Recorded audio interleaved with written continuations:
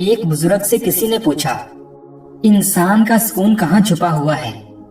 بزرگ نے جواب دیا، غفلت ہو جائے تو سجدے میں، اور گناہ ہو جائے تو توبہ میں۔ شیخ سعدی رحمت اللہ علیہ فرماتے ہیں، اپنے پیٹ کو کھانوں سے خالی رکھو تاکہ اس میں اللہ کا نور دیکھ سکو۔ تو عقل سے اس لیے خالی ہے کہ طعام سے تو ناک تک بھرا بیٹھا ہے۔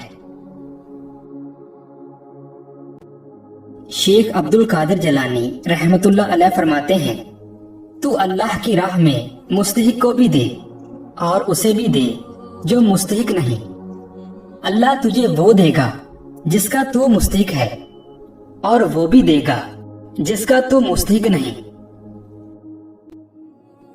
مولانا رومی فرماتے ہیں، میں نے بہت سے انسان دیکھے ہیں جن کے بدن پر لباس نہیں، اور بہت سے لباس دیکھے ہیں جن کے اندر انسان نہیں۔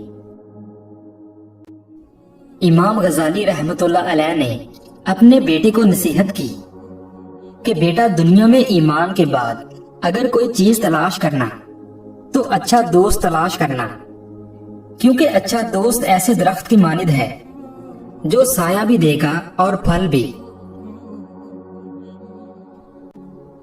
خواجہ حسن بصری رحمت اللہ علیہ فرماتے ہیں، بھیڑ بکریاں انسانوں سے زیادہ باخبر ہوتی ہیں، کیونکہ وہ چرواہے کی ایک آواز پر چرنا چھوڑ دیتی ہیں، اور انسان اپنی خواہش کی خاطر احکام الہی کی بھی پرواہ نہیں کرتا۔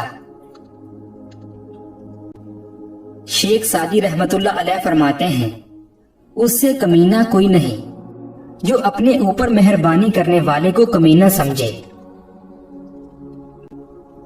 بہترین قول ذکر ہے، بہترین فعل عبادت، اور بہترین خصلت علم ہے۔ حرص سے روزی نہیں بڑھتی، آدمی کی قدر گھٹ جاتی ہے۔